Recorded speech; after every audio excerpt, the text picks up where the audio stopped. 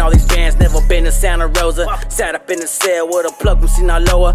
European model 550 with the blow up. Represent the brown side, rest in peace, Toka. Hey, yo, what's good with everybody, man? I hope everybody's having a productive day, feeling blessed, and like I always say, it's one life, one chance. We only got one chance to do this right. Let's get it done.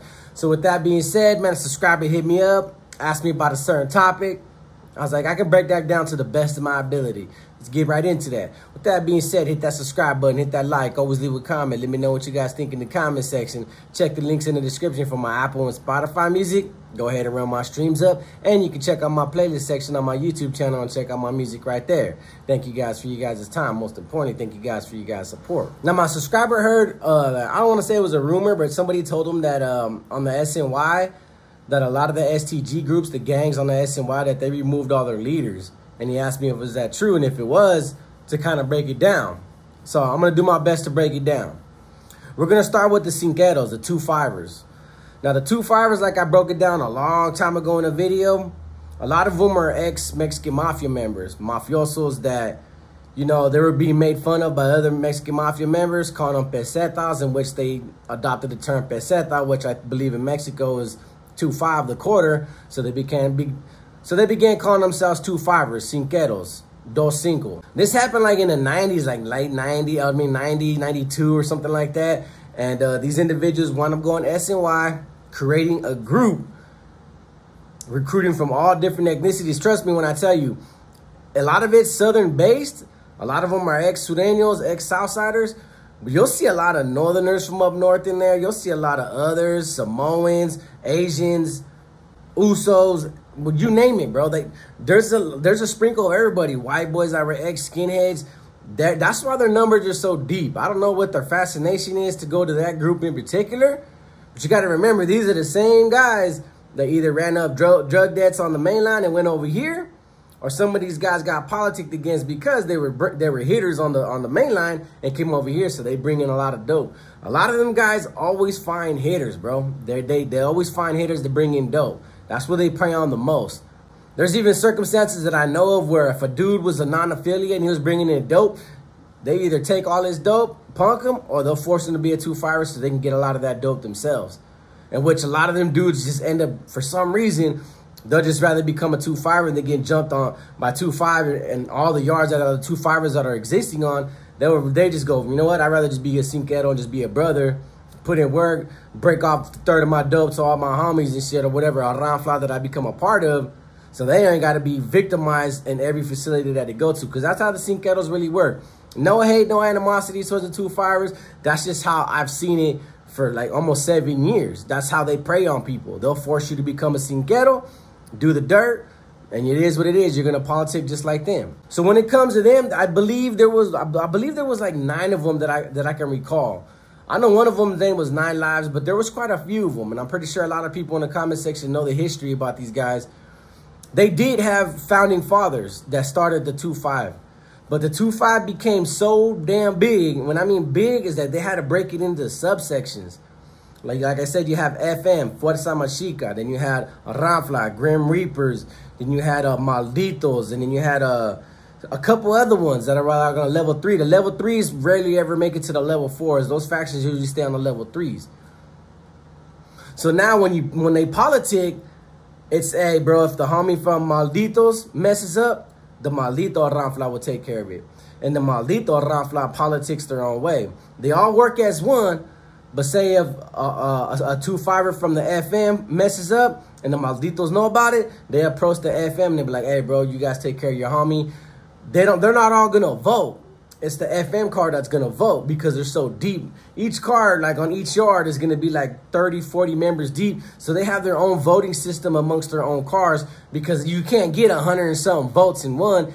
And to tally them kind of votes up makes it a lot more difficult, bro. Like, man, you missed a couple of people, or it's just too many numbers. So each Ranfla takes care of their own. But a majority of the time, each Ranfla that was created by one of the founding fathers, because the founding fathers knew that they were getting too big. They were a big popularity at the time. Everybody wanted to be a 2-5er for what they stood for, the way they gangbanged, the way they gangbanged on each other, the way they slaughtered each other. There's a big fascination, and people still to this day gravitate towards the 2-5. Look, the 2-5 are in the feds now. They're deep in the feds. That's how big their numbers got. Now, I don't know why, but I just was present after it happened. And the 2-5ers became so big that these the founding fathers were still trying to be the Mexican mafia leaders of 2-5. They still try to dictate it from behind closed doors, never wanted to put in word, felt like they were older, felt like they created this. They didn't have to do nothing besides reap the benefits. And then one day, sporadically in a year, all of them got whacked. I believe two of them at the end, when the 2-5ers and the Zapatistas first started the first war together, the Zapatistas got a hold of them and butchered one of them in the face pretty bad, and then he walked away from there. And I believe the other one, too, got stabbed in the midst, and then he realized that the war was going to continue to go on forever, that the 2-5ers didn't want no peace treaty, so he walked away. But the rest got removed by their own. They felt like they can run each other, they can control each other. They didn't want these dudes with their own mentalities, their own Mexican mafia mentalities, to be right there in the back scenes playing puppet master, dictating the program and not doing nothing as a cinquero. But throughout time, there's been a lot of individuals who've been validated that were ex-Mexican mafia members or Mexican mafia associates that were validated in the shoes for quite some time, that had ties and had connects. You got to remember, these dudes drop out, go to SNY, they still got a lot of their connections and affiliations to certain people on the streets. Especially Artie's secretary. Chacas, when he came, bro, he came pretty much with Artie's connects and Artie's secretaries and phone numbers. And dude, he had so much connects, and the way he flooded that yard right there, and he helped create the All-Stars on the SNY. Dude, a lot of these dudes still have their plugs. A lot of these dudes can still reach out to the streets in Southern California and LA and IE, San Bernardino, wherever, and people still look out for these guys. So that's the part that, you know, even though they dirty politic against each other bad, you can't underestimate the fact that a lot of these dudes on the SNY, bro, they're making a lot of stuff happen. And why is that? Because people on the streets still mess with them. I had a celly who was from Chiques. My celly literally had a homie named Pee-wee. A homie named Pee-wee from his hood that was still active, still pushing dope for the big homies. He can call him up and be like, hey, bro, I need an ounce of dope. I need an ounce of black. Pee-wee did not even care that he was SNY. Pee-wee just looked at him like, man, I grew up with that fool since the 3rd grade. We gangbanged since the 3rd grade. He ain't tripping on the prison politics and why he came on this side. Anytime you need something, bro, I got you. And what was Pee-wee doing? Pee-wee from Chiques would actually grab some of the dope that was being sold by the Mexican Mafia. He'd purchase it because he's still funding the Mexican Mafia, and then send it over here and tell the homie, hey, fool, just give me later. Just give me $500 later so I can get you another one. I'm cool. I got it. That's how much weight he was pushing for the big homies and pushing dope for the SNY. My celly at the time would grab that same dope, bring it in, flood the market, and then wait a couple of months until he collected all his money and do it again. And my celly did that for like 4 years until he finally got busted. So that's what I'm saying. A lot of people on the active side on the streets still mess with a lot of the SNY groups on the SNY. You would think, bro, everybody that's in control of the dope game is active on the active side. Or maybe unless they have some family members. But every person that I talked to, every 2-5er that I talked to, they were getting dope from their hood. From homies from their hood. Now, so you could say some didn't know that they were probably SNY, but that's not a hard thing to find out if you're active in the politics on the streets. But that's the way they were gaining all their dope. Was some people on the active side in the streets just saying, you know what, money's money. Money's money. So yes, the 2-5ers whacked all their leaders. Their founding fathers got rid of them, so they don't even exist no more. They're probably on other yards just programming. Zapatistas did the same thing, but they're a little bit different. They whacked Vago for certain reasons, and they took his life. They got rid of him. Güero G from Stockton, who was an ex-Norteño, validated ex-Norteño. He did a lot of shoe time before he came to SNY. He's the only one that they haven't whacked. Because Güero G, when he created it with Vago, it was for the people. So he plays that position and he plays that role very well. Like, bro, I'm not a dictator. I may have started this, but this is your guys's. I'm just a vote just like you guys. And he always chases money. He's always into the dope game. He's always into phones. Man, that fool, I used to see that fool bring a $1/4 pound of dope in one time, bro. I was like, wow, bro. He had a lot of access from the streets of Stockton. All his homies still mess with him. All his homies from his hood didn't care that the Norteño politics did him dirty. you know, Stockton, they beef different, bro. They function different. They don't even care about Northerners in prison, the Northern politics in prison. They still do red on red. They don't listen to no NF. So they plugged him in good. To see, the thing about it is with him, he's just smart. He knows the way SNY politic. SNY inmates politic on each other, gruesome, brutal, way more than the main lines. Scandalous. So what he did is he played the sideline role. He created the movement, but he also gave it to them so they can actually run with it.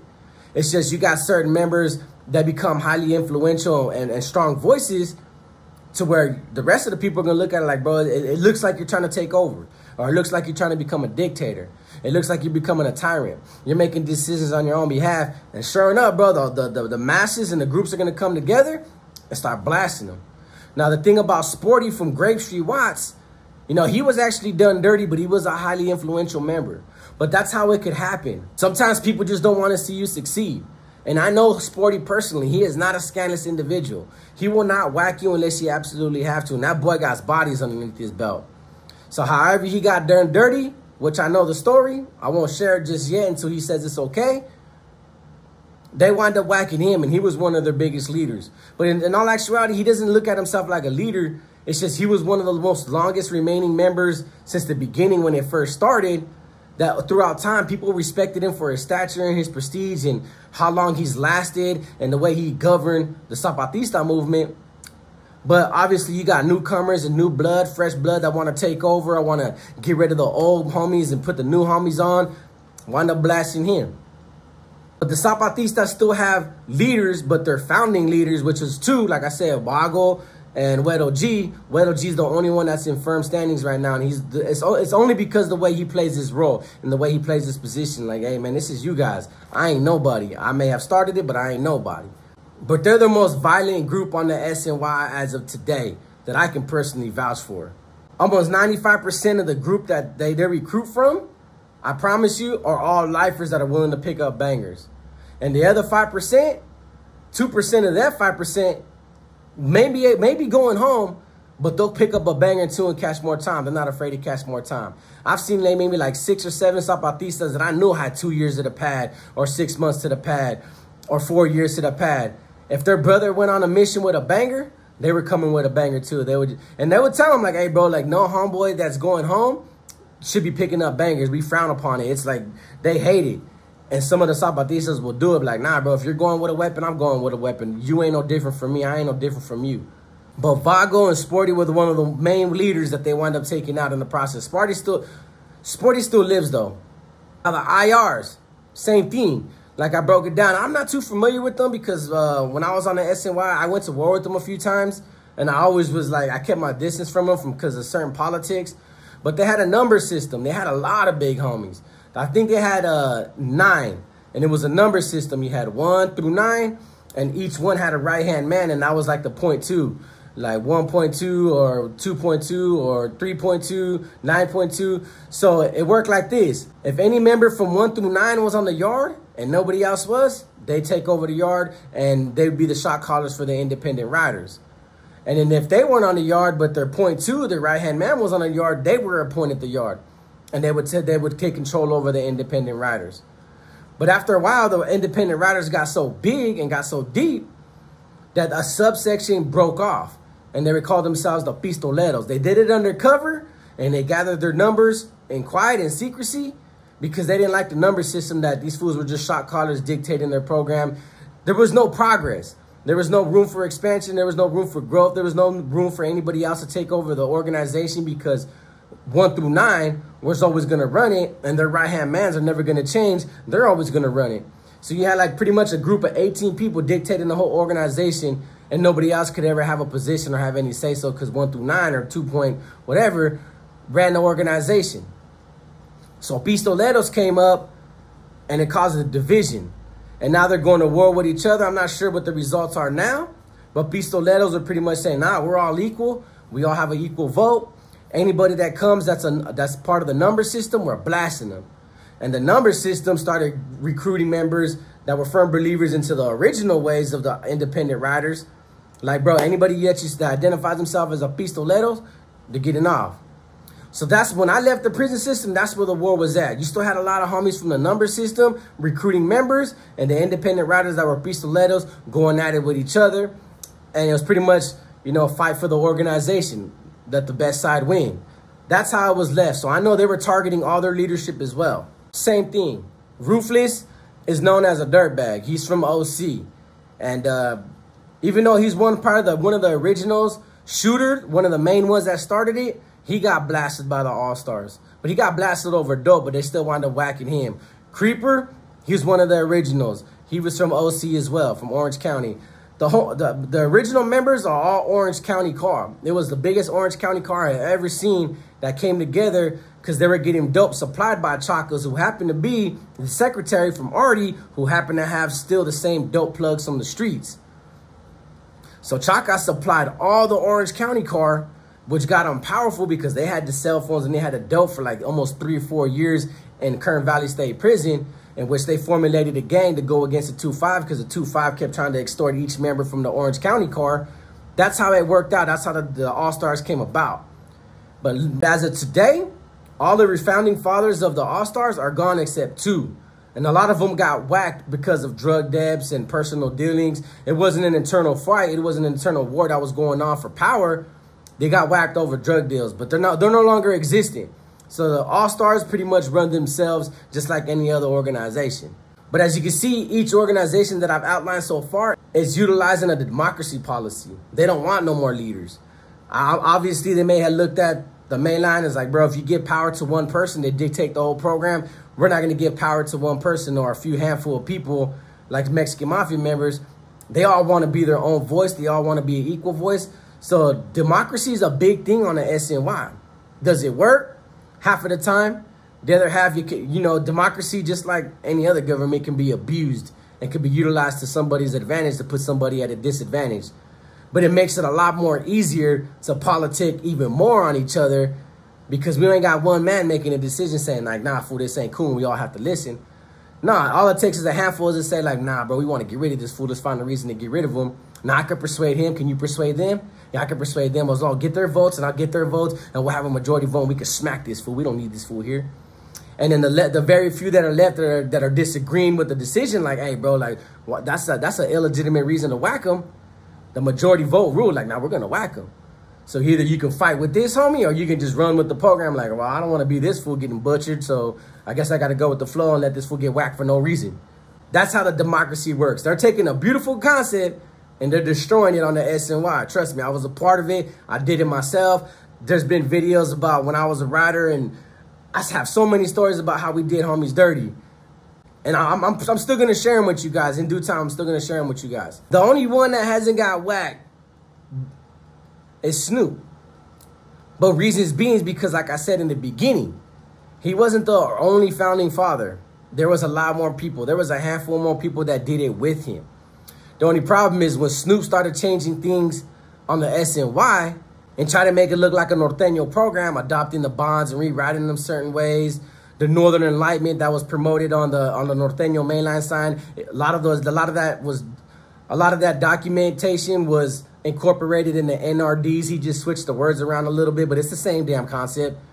He was taking a lot of the plays out of the playbook of the Nuestra Familia and Northern Structure and changing them and refabricating them a little bit different to put them in the Router movement, where a lot of the original members that went to the main line with him and got off on the NF and the big homies and Northern Structure for years were like, bro, this fool he messed up the whole movement. So they wind up walking away, and he was one of the last remaining ones. Playboy Roy's still around, and Crazy from Modesto still around, but they're in different facilities where Snoop can't get a hold of them. I don't know if they 8-12 each other and they got each other as enemy chronos, but they can't be on the same yard together. But there's a lot more behind the scenes with the Router movement that people don't know about. Things that I really don't know if I want to talk about still. But Snoop had his disciples pretty much, you know, it's like the 48 Laws of Power. There's a chapter where it's called to build a fortress around you. So he has all these disciples that protect him, and these disciples are influential members that actually grab a hold of the masses and make sure that they follow his lead, that the rest of the homies can't really get to him. Like individuals like Scrappy who decide to say, you know what, I'm going to branch off and start my own. Just like you had individuals in the beginning before Scrappy did his thing. When Snoop dropped the N, there was a lot of homies that walked away like, nah, bro, we're going to be over here pushing all the riders. We ain't even going to push that rider stuff. Forget all that, bro. We don't know what you're thinking. You know, you're ruining the originality of the movement to suit your own benefits and to praise you and to make you look good. So you have a handful of group that is NR doing their own thing on the streets and on different level 2s and level 3s that Snoop will never get a hold of because he's always going to be a level 4 inmate. Then you had Scrappy's group that's doing his thing. So Snoop lost a lot of power that he used to have in the beginning. But so where he resides at is the only yards that actually listen to him. Now, if Snoop was to go to these other yards where the NRs are still pushing hard or that dislike Snoop and he goes by himself, yeah, he has a different thing coming. But him utilizing that 48 law of power, building a fortress around yourself, he managed to stay on these level 4s and in these certain facilities that he has control of. Those are the only yards he can go to due to enemy concerns by other inmates. That's how he's been able to be untouched. The only time I ever heard about him really getting touched is when that Bulldog dropped him. But other than that, if you look at Snoop's 115s, all the people he's ever knocked out are non-affiliates, people that were scared to fight him. And that's not me bashing his name, bro. That's the honest to God truth, and you can ask a lot of people. He's been in a couple of rides in the beginning of his turn. But if you look at his 115, there's been a lot of reports. He's never beat up an NC. He's never beat up one of Scrappy's homies, or Scrappy for that matter. A lot of people he beat up were like, oh, man, people that owe money, people that he felt disrespected him. He was always in the hole for dumb stuff. But the rest of his manpower on the yard, fighting NCs, fighting 2-5ers, fighting IRs, fighting Zapatistas like myself.